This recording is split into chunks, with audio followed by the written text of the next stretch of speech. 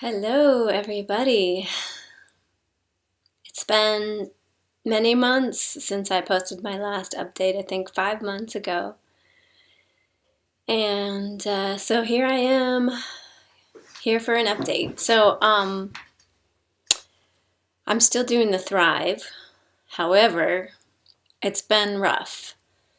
Just wanted to say right up front, for those of you who are interested in what I'm doing physically.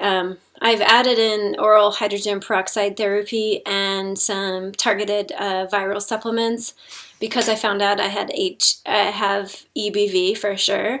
So I'm doing a blog, just tracking and documenting my journey with it. I'm going to post a link in the description below for you if you want to follow along. Let me just tell you, I just found out that I definitely have Epstein Barr Virus. So that's really caused a big shift in terms of knowing now that that's what it's been. Everything kind of makes sense about why the Thrive didn't keep working and why I have continued to go in these cyclical phases of having, I'll be feeling great for a couple weeks, like really good. So there'll be these chunks of time of that, but then the Epstein Barr virus cycles back around and causes a flare-up, and so I go into, and I just found out that the cycle of Epstein Barr goes about 6 weeks, and that is about, it goes on and on for a long time, probably about 6 weeks.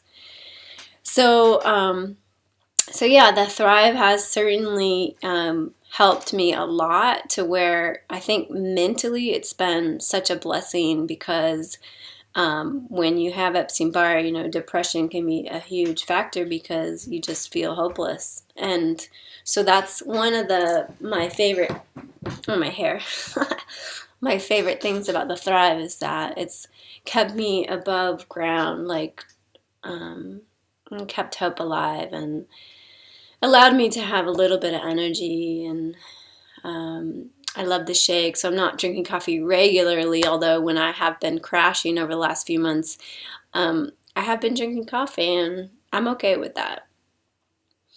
So now, okay, so I've been doing, one of the reasons I haven't posted is because I've been doing a lot of retreats with David G., sitting in silence, just going within, and I haven't been watching the news. I haven't been on Facebook, haven't been reading anything even, just completely, just a deep dive within to really find out, what is this ego all about? What is this life? What is this thing that I call me? And where is all this suffering coming from? And there's been such a blessing in being with David G. and the Sangha, because he talks about receiving what is, and so I've been in retreat a lot, and during a lot of the retreats I'm in a flare-up and feel like shit. And so, but being in that in the environment of a transmission from David G., which is love, pure love, it's actually more intense, because then it's like all the mind's fears and struggles come to the surface, and I can see them so clearly, and there's always this internal conflict, and the mind is just going crazy, and then the body feels like shit. So it's added intensity, and yet also there's this growing strength to be able to hold more and more intensity. And he talks a lot about just being, receiving what is and letting go of the mind's story about what should be, and being with what is, which if you have EBV, it gets freaking intense. Like, you feel like you're dying. So that the mind is like, F you, F you, I want to be recognized for my suffering. And I went through a big phase of that. Like, I want people to know how much I'm suffering. And the mind was just like relentless. But I kept getting this message from Papa G, just keep quiet. Keep quiet. And I saw that the ego wanting to be recognized for its suffering is simply another tactic to remain separate. And it's not what I want. I want to know that I'm not separate from God. So luckily I didn't say anything during retreat about that, and I just sat with it and received it. And a big shift happened in the sense that because the message was so strong to just receive, just be quiet and just receive. So there's all this intensity, what feels like psychic attacks on the mind, and then of course the discomfort in the body and just being like having to lay out and not do anything. It feels like torture sometimes, but just opening to that. And my friend in the Sangha, Marley, she's like a guide to me because she's been through incredible intensity, incredible psychic attacks, incredible body stuff. She has Lyme's disease. And so, I came up and I just said, you know what, I'm freaking sick of this. Like, how much longer do I have to deal with this? And she gave me just beautiful guidance to treat the cycles, treat the intensity like you would a child. So if you had a child that kept waking up with nightmares over and over again for years, would you tell it, knock it off, like you're being ridiculous, knock this off? No. You would hold that child with the love and tenderness as much as possible, no matter how long it took. So the same thing with this disease and all the flare-ups and all the suffering that's coming through is to just be able to hold it, to receive it, to love it. Because that's all it wants. It just wants to be allowed to be there.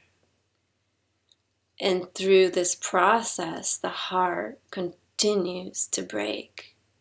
And all the sadness and everything that I couldn't feel because I numbed myself out for so long, it's coming up. It's coming up in waves, coming up stronger. And the heart hurts, but it's being blasted open in the most beautiful way. And I feel like hell, yet I'm getting this feedback from my Sangha members and Devaji that I'm blossoming. And it doesn't feel like that, but apparently, other people can see the change in you before you can see it. So there's just, I don't know if you can tell, but just a softening and a compassion that's coming through, and just like really just being okay with whatever life is throwing at me, whatever I'm doing, like if I'm drinking coffee, if I'm eating what I know I shouldn't be eating, whatever, it doesn't matter. It's just watching the character go through its life knowing that I can't do anything to change it. It's just that's just how the story's unfolding. It's all been written.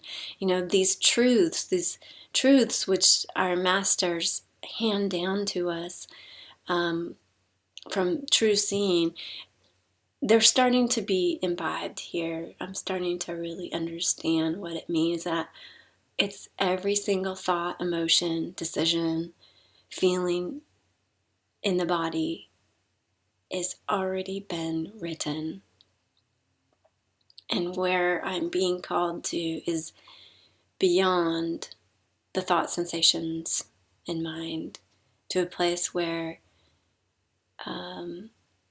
it's all arising from this beauty and bliss and joy and love, which is our original nature, which is my true nature, and which we all can return to. And so in this strengthening, being with Devaji just gives me this strength of this warrior. And also, some of the members of the Sangha have been through incredible suffering. One woman is actually dying of cancer. Pema, you are one of my heroes, and she has incredible pain in the body, and she is more blissed out and more, she's like an angel. She's radiating this love and light like you would never believe, and she has no concerns about death. So this, I'm surrounded by this strength, these warriors, fellow warriors like myself. And so, by being in this strength of just like, okay, frickin' bring it on, what happened when I just want to share this one during this one meditation, the body was uncomfortable, the mind was noisy, and then there was this faucet in the bathroom dripping, drip, drip, drip, drip. And at first the mind was like, oh, that's annoying, I want it to turn off. And then I just was like, nope, just allow it like everything else. And what happened, it started to sing an Icaro song to me. It started to be this Icaro, which brought me back to the feeling of being on ayahuasca. And suddenly everything, every feeling, sensation, thought, emotion, everything around me, it was just happening and just coming in and coming out of existence, and even the sensations in the body. So what happened was something sunk back to the background, and there was just this watching of all of it and seeing the perfection and the beauty in all of it. So the sensations in the body kind of dissolved, and there was just this deep peace, allowing everything, knowing that I'm not any of it. And that taste, it was so beautiful and so worth, everything I've gone through up until this point. Just that little taste, which lasted maybe 10 minutes. It's where I want to live. It's what is waiting for me as a permanent state as I continue this journey.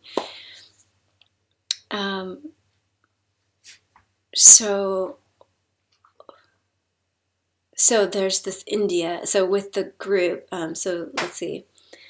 So yeah, because of that, there's been this shift in knowing what it means to fully receive whatever is in the intensity of the EBV flare-ups and the exhaustion and the stress of not being able to take care of myself. And that's the other thing I want to share, being through so many cycles of complete exhaustion and all of the stuff that comes up around that. There's just this letting go and trusting, seeing myself go through these phases and thinking, how am I going to survive? How am I going to make money? How am I going to pay the bills? The watching the kitchen get dirtier and dirtier and things not getting taken care of. And then something shifts and everything is taken care of. So, I'm not saying my life is fully together. It's not. I don't have a lot of money. I haven't bought new clothes in years. All my clothes are hand-me-downs, My car is very old. I'm barely getting by, and it's been like this for so many years. But I have such an appreciation for the little things in life, and that's a huge gift of the EBV. And it's like, I'm going to talk about this more in my next post about EBV and spiritual awakening, but this one's more about like just my update. So the group, David G, goes to India every year, and there was this feeling like, I want to be there, and I don't know if it's possible because I don't have the money, and my health is really shitty. So, what happened, I just felt the pull inward. So I just sat, just kind of gave up the attachment to wanting to be in India. Not even sure if I wanted to go because it's so intense on the body. And anyway, so some donations came from my Sangha, and it was just a clear indication that India is definitely calling me. Arunachala and Ramana are calling me this year. And also my beloved boyfriend, amazing, amazing man who cares so deeply. He threw me a surprise party for my 40th birthday, and wow, I was so surprised. And I did not want that because I don't like social events, but all these people from my family, Sangha family, showed up, and it felt so good. It was just so comfortable, and to the mind's shock and surprise, it was the most comfortable social event that I've been to, and I was able to receive all the love, and I was with the people that I love, so I got some donations from that as well. And so I got sick right after I got the flu, and then that kind of scared me about India. So my boyfriend, he's been into ozone therapy, and he has an ozone sauna that he brought here. He's from Canada, and he brought it here to this house, and it's been, it's been with me for the past couple months, and he's into ozone enemas, and I tried them, and they were really intense on me, so I wasn't that into them, but he had this, but anyway, so the idea of oxygen therapy has been presented in my life over the last few months through my boyfriend. And then so I went online, I went on the I found out I had Epstein Barr Virus, and then I thought, okay, I'm going to go online on Facebook and see if there's a support group and see, what people are doing for it.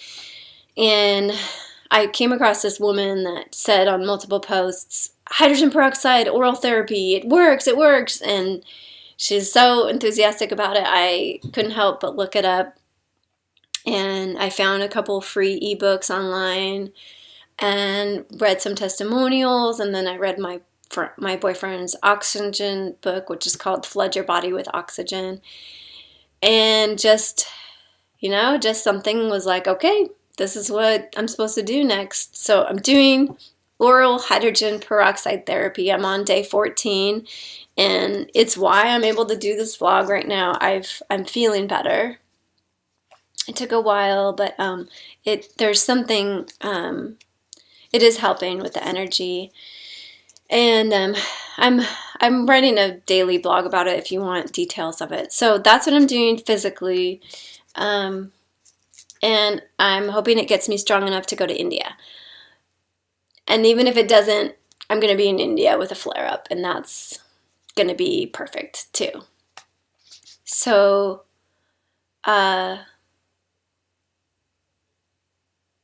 yeah, I'm doing the Thrive and the hydrogen peroxide therapy together because Thrive doesn't have any antivirals in it. So I need something to blast the Epstein Barr. And so I'm taking some other supplements too, which I am outlining in the blog. Yeah, so that's my update. So to wrap it up, doing the Thrive, the hydrogen peroxide therapy, but more importantly, I'm continuing this deep dive into my heart, into facing everything that's wanting to keep me separate from knowing my true nature. And I'm going to India. So I got to drive to San Francisco tomorrow to renew my passport, and I'm actually looking forward to the trip. Thanks to the hydrogen peroxide therapy and the Thrive, I feel up for it, and I get to visit my sister. So much love to all of you out there struggling with Epstein Barr virus. I know how hard it is, and I'm just sending you my love and my strength, and just know that everything is happening for you. It's not happening to you because of punishment. It's happening for you, and try to see the gift. And try to have gratitude for even the smallest things in your day. Like, I've gone through phases where all I could be grateful for was my bed and my pillow. But just to find the little bit of something that you're grateful for every day.